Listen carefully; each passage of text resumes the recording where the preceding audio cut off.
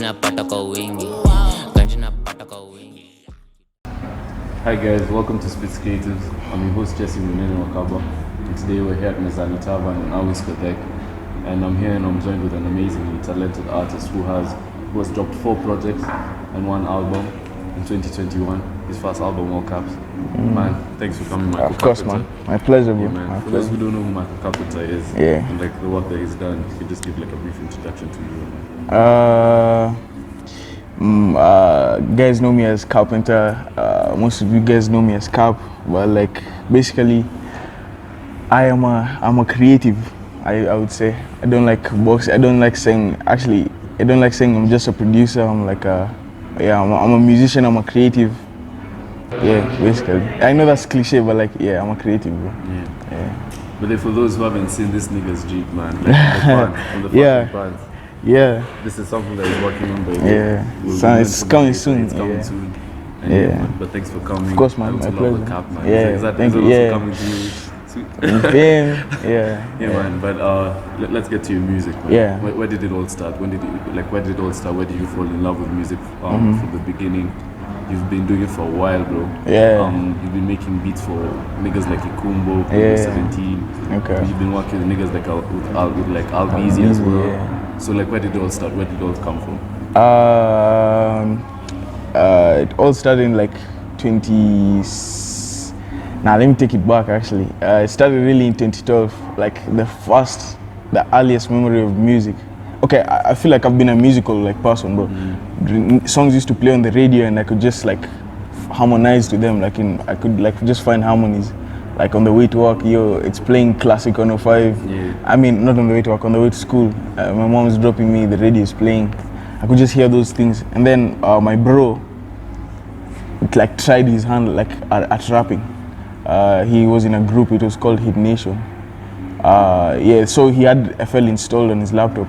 And then like, that's when like I tried, like I opened, I was like, what is this? Because back then I opened it, I thought it was a game. It had a colorful logo and everything. I opened it, I thought it was a game.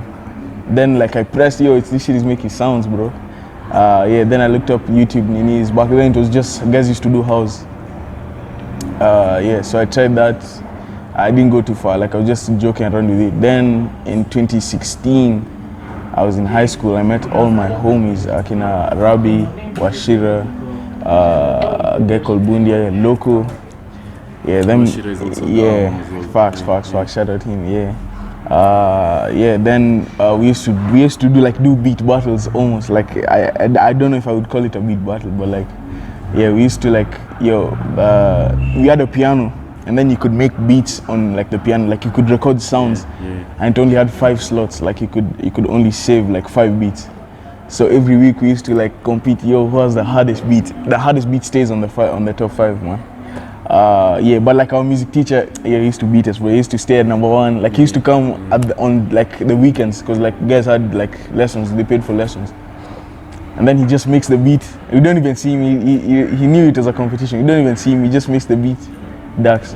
So as we come back, like even that Sunday, like after church, bro, we hear the beat. We're like, what is this, bro? And then we make the beat. He was also like one of the first guys. My music teacher, he was the first guy. His name is Mr. Mike, man. Shout out to him. I'm still like tight with him. He used to he used to make beats on Logic. So he used to show us like he used to cook up for real on the. So like he showed you niggas like guys on. He showed that's called an 88. Shout out Mr. Mike, man. That was and he was like a fire guitar teacher. He taught me like a few things, but like about guitar, but like really I learned my guitar from Arabi and Washira. But super tight. Then I met all of them, and then we graduated from high school. Then we just decided, then I met Mike of the Future. Since I took that the production, I came with it home. I cracked FL. Started cooking up, man. Then I met Mike of the Future. Then it's just been from then. That was the first artist I worked with. From then it's just been, the rest is history, man. And also all that. I love that you have a story coming from all the way from your mom, building up all the way to like high school. You even told me like when you were listening to music, you couldn't listen to it the same. Yeah, you're not facts. breaking it down fully. Yeah. How's it been from all your 4 projects? We can name them: Eastbound, Blockboy, On Our Own, and I Want Out. Yeah. And I'm just talking about all the projects, and like also I explained to you what sound I got from Eastbound and from Blockboy. It was like a type of lean type of music and influences from Chicago and like all of that. But how's the experience also making that album and like dropping the first 2 projects, For sure. coming off of that to create more and production. all the way to All caps, With Eastbound, I was telling you, I met Mike of the Future. He was the first artist I ever worked with. And it was like literally, I'd cleared school, and then like I met him like I think that month I cleared school, and he was a producer, and like so actually my neighbor is the one who put me. They were in the same school. He said, yo, you make beats. My homie in school also make beats. So like you should link up. Then one day he just called him like to his house, and then I happened to be there, and then he was like, oh yeah, this is the guy. So like he like connected us. Then he says, yo, I actually rap. Then he said, yo bro, we should make a project, man. That was the first time. I didn't even know anything about like how a project works. So like we locked in for that whole week. Then that's how Eastbound was made. We literally made it from Monday till Friday, then we dropped it on Saturday or Sunday, I don't remember. That was the first time that was the first time I learned how to mix vocals. I knew, yo, you actually have to mix vocals. Like niggas just don't rap on the song and then it just sounds like that. So yeah, that's why I learned how to do that. I really like dialed in on like making beats, because like I was telling you, he was a way better producer than me at the time. So like he was showing me, yo bro, this is like certain, like he showed me even some sounds like, yo, this 808 is like, this is the next sound, bro. Like he put me on to all that, man. So yeah, that was how that went. Then Blackboy was really like a continuation of that. Like that's when like also I started collaborating, because like the whole of Eastbound, no, actually not the whole of, I produced everything except one song which was produced by Loco, because like I was trying to get my homie on the project. So with Blackboy, that's when like I started collaborating a lot. Like I produced, like I think I touched all the songs, but like my homies also like did like a few more songs than Blackboy. So you feel like with the first 2 projects, you even told me like how you felt like you worked way more on those 2 projects. And even on the production side. And then coming now to On Our Own and I Want You took a break to also collaborate now with artists. With artists. Also learn from them. When you also get this like this mentality of like where you also like had to take a break from it and also to not be ignorant but also learn also around people, like where did this come from and like what inspired you now to go into these new 2 projects and to now work and collaborate with artists? With the Eastbound and Blackboy, I was only with Mike of the Future. That's the only artist I knew.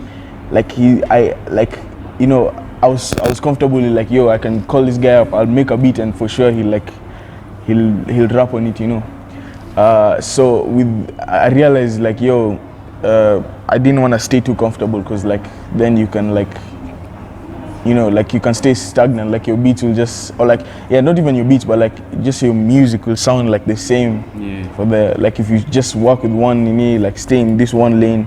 So with those 2 projects, I was trying to branch out. Like I even did like different genres. Like On Our Own, I did like R&B type. I tried fusing like the trap. I was experimenting basically on Our Own. And then I Want Out was like an ESN. It wasn't really my project. It was an ESN project. ESN guys, you don't know, East Side Nation. East Side Nation. So I Want Out was basically a collab project, like us as homies, So but basically On Our Own was just me experimenting like new stuff instead of just hip hop like trap. Now coming into your new story arc. New story arc. We've built up for all the projects. And good. So now coming now on to All Caps. What an amazing fucking project. Thank you, man. But that was an amazing project. Also how you got an amazing performance from Beatty. Yeah. Like with the intro. Shout out to her, man. Shout out to her as well. and then also having a whole Kahush interlude. Yeah. You can also talk us through, because you told me that was meant to be on his album. Yeah, it was supposed But to be ended his. up being on your album. Also working with Xenia. Yeah, You shout know, out to on her. that amazing song. And God, that she was floated. the last track, and I was Yeah. like, yo, it just made everything. Yeah, yeah, But like check also it out. like with the switches like onto the songs, and like how you can tell the growth from all the previous projects. Yeah. And also the artists that you're working with. Also, because if someone listens to Ganji, Yeah. the switch is. Yeah. You also talk me. But I have so many questions. Yeah. To ask, I'm sorry, but like how's the experience of working on Caps? All Caps. It was interesting. I feel like All Caps is literally what I had been trying to do with all these other projects. You know, yeah. I was trying to make I was like an album, like for real. Like I was thinking, yo, what if these guys, like these artists I'm working with, like, because at the time, you know, at the time when I was making on our own, I Want You, or like I Want That, I mean, I didn't have a name, you know, and I was thinking, yo, bro, like, you imagine, like, yo, you know, at the time, yo, man, you know, I'm the craziest producer ever. Yeah. So I'm thinking, yo, imagine if these guys would let me, like, exactly produce the album, like, it would sound so crazy. So, like, over the years, like, you know, with All Caps, I was grateful enough to find, like, to get these connections. So I was like, I was still in that mentality of, like, yo, these guys need to let me exactly be like the produce. executive Yeah, producer on this but then I knew they wouldn't let me, because, like, first of all, I didn't, like, have a, you know, A name. yeah, I really didn't have a name. So I was like, yo, let me just do it myself. I'm gonna just executive produce this album, like, Find the connection yeah, for like, everything, yeah, I'm just gonna do it myself, you know. So yeah, that's how it came. With the transitions, I can't lie, that All Caps, I can tell you for sure, it was heavily inspired by Astroworld, like by Travis Scott. You guys can tell you I'm like the biggest. Even when you listen to what song is it? I'm so sorry. What song Yeah. is it? I think even when you listen to the end of even Ganji, Yeah. even the end, like The outros, exactly. The outro to like even to the end. Exactly, the end, exactly. It sounds really like Mike Travis Dean. Scott type of Yeah. type of vibe. Yeah, so really, like, you know, you can hear it. Like, I was heavily inspired by. I was inspired by Mike Dean's, but like the most, I was inspired by the sequencing of how the album was sequenced. Like, you can hear, like, yo, this sounds like a roller coaster for it. It goes from sad songs to no bystanders, you know, stuff like that. So I realized, yo, sequencing is super important. Like, you don't even know it. Like, even though you know nothing about music, you listen to this album and say, yo, I like this album, you know. Like, why do I like it? That's like that whole time I was making All Caps. I listen to albums. If I like a song, I'm like, yeah, why do I like this song? And like, how can I, whatever they did to make me like this song, how can I incorporate it to the, you know? So Transitions was to like make your own exactly my own sauce. So the sequencing was from Astroworld. Transition was definitely Metro and Pierre. Like, I was super So yeah, and then the Ganji transition was. And like shout out to Albert. Yeah, Albizi, he did, yeah. And Glitzer, yeah. Shout out them. They did the second part of Ganji. And that's, I can't lie, it was hard. It was too tough. And like, we were like, we actually thought of it like, so let me tell you the story. With Ganji, Kaush I had the verse from Boutros for like, I got in like May of last year. Or like even earlier, maybe, then I had the song and I was like, yo, who would go, like, because, you know, he's saying goofy stuff, like he's saying, yo, Shesh Kobos, like, I need to find somebody to match that, exactly. I need to find somebody to match that energy. Then I thought of like, yo, Jovi would go crazy on this, but then I didn't want repeat features. I didn't want somebody to think, yo, this is because you know, between the artist creative. Yeah, subconsciously, like if you listen to two songs and then you know Ganji is in Habituous next, so Jovi was literally gonna be on two songs at the same time. People will think, yo, this is subconsciously they'll just think, yo, this is Jovi, this is a Jovi X Cap album. I didn't wanna think, or like not like you get, like if I was to repeat features, it would seem like a collab album. So I was like, I'd even hit Jovi up. I think he has a verse for it. He just never got to record it. Then I was like, yo, Kaush would be so tough, like he would be on his goofy stuff. And he did work. With that beat. Yeah, facts. So that beat. So I had the first verse, and then I got Kaush to record on the original beat, the first beat, and then we were both like, yo, this is, you know, like it's not it, you know. I told him, yo, I don't think this is the one. Then I knew like, yeah, I can't get him to, if I can't play him the same beat and he like get new ideas. So I was thinking, yo, what could we do to like, to make him get new ideas? So obviously, like, I just got him to do a new beat to record. So we actually at the time, I can't lie, that song was heavily influenced. Baby Kim I just dropped. Then he was doing all the features on the beats. Oh yeah, and then also with Top of the Morning. Exactly, exactly. So we were like, this is literally perfect. Let's do this, you know. So I got Albizi. I hopped on a call with him, and we were like, yo, bro, yo, let's make a second beat that will transition into this. So I was like, yo, I got like Lil Sir. He had sent me like his pack, like a pack of melodies. So I was like, yo, bro. I looked for the sample. I was like, yo, this would go crazy. It's still in the same vibe of Ganji, but like, you know, it's bringing a new life to it. So I sent it to Albizi. He sourced it. I did the drums. I sent it back. I did the 808s, and then the outro. Lil Sir also did it. So yeah, that's how Ganji came to be, man. That's how Ganji now came to be. Yeah, that's how Ganji came to be. And like, I like the way also you've talked to me about the build of how you're working with people, because you wanted to better understand the art and also the industry. Yeah. And then now you are able now to and this was after four projects. Yeah. And you're working, experimenting, and now you are able to to your baby, to But how's it also as well working with Metamorphosis for the for the trailer, and also the art also, I think, for the album as well, the photos. No, actually the photos and also they talk me through the art. So with Metamorphosis, shout out to David. He's the creative director. He's the founder, creative director. It was literally just like, yo, I've been following them. I was like, yo, these guys make tough like clothes, man, you know, and it's Kenyan. So I was like, and at the time, me and Danny, shout out to Danny, he's like my director. We were thinking, yo, let's make I was like, yo, this album sounds like, at the time I was like, yo, this is too crazy. Like, this album is too crazy. I can't like just make it and drop it. I have to make fire visuals. Everything has to just be crazy, you know, about the album. So I was like, yo, and then, you know, it's my first video shoot. Like if my musicians know, like, yo, if it's your first video shoot, you just want it to, you have this expert, like top, like you have to like overthink it, you know. So yeah, Danny was there to be like, yo, bro, let's just do this. Let's go to Ngong Hills, you know, let's shoot. And then like we had the ideas, like the mood board, and then it was all like mostly blue stuff, you know. And then I was like, yo, I just got this idea for like done this reflective hoodie with the orange hoodie and like the pants that just dropped a collection.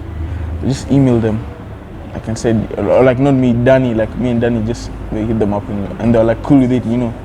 So we went, picked up the clothes, did the shoot, and like, yeah, that's it. Actually, that was supposed to be the video for the motions, you know, but Betty couldn't pull up. So she had told us like at the last minute, so we had to figure out like a new way to like and I'm glad, like, I'm glad, like I feel like that was the fire. Like, I can imagine, like, yo, not knowing how the album is sounding, and then you see that trailer. Like, I can imagine exactly. So it worked for the better, man.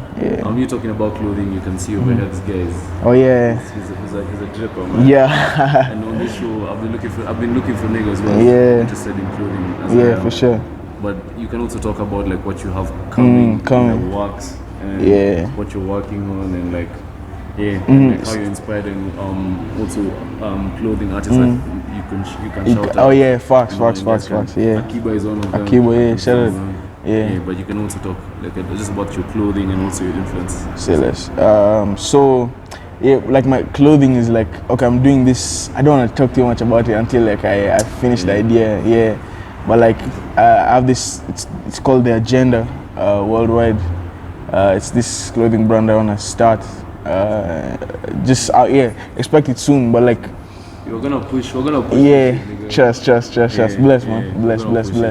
But like my influences, I'd say Virgil, bro, like R.I.P. Virgil, but like that guy is my biggest one, and him, and like bro, I'm blanking right now, but like Virgil is the biggest. Him, I think just how like he revolutionized streetwear, like, yo, he came with his, like, the way he came from Pyrex Vision, you know, he was doing like, he was printing on like blank t-shirts from other companies to making Off-White to now being creative director of Louis V, bro. That's crazy, man. That's crazy. From you know, and like his style is like so recognizable, man. Like that's like, and it's worldwide. Yeah, exactly. Like somebody can know, like even if they don't know who Virgil is, and like they'll see like different clothes. They'll just know, yo, that's Louis V because of Virgil, because like his style, you know. Exactly, bro. So like, yeah, he was the biggest like inspiration for me, man. Still actually, like, but like a few guys I can shout out to Ciso Jimmy. Crazy, bro. He makes. He did the dress. He styled the whole video for Ganji.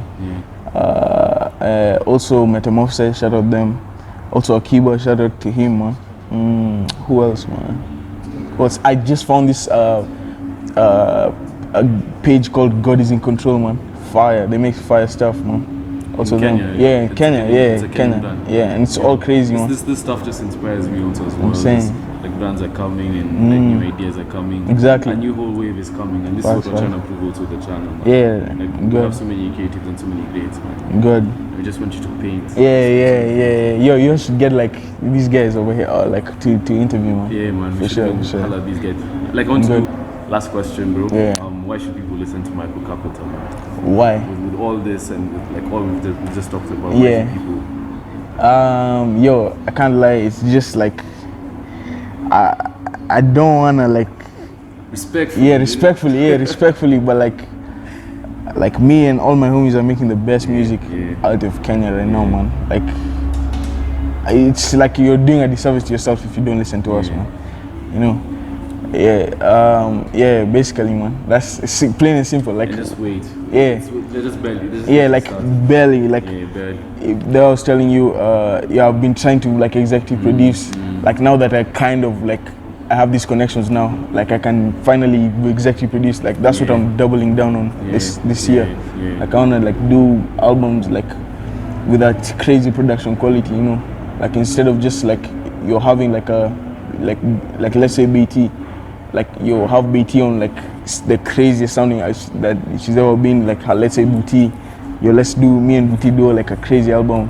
But yeah, basically stuff like that. I wanna do like some stuff like that this year. Yeah. So we can expect more coming. Of course. More. Yeah, man. Thanks for watching the video. Of course, man. Stream his album on all streaming. It's actually on all streaming platforms. Yeah. But Spotify, it has all the albums. In the projects. The projects, yeah. 4 projects. Check out All Caps. Streaming now. Share it. Like and subscribe. Thanks. Love. Asema juzi mswa mahana Adeli show my teeth Ngondani ya stu na make my banger God could be in my beats Na God ni stash ulaya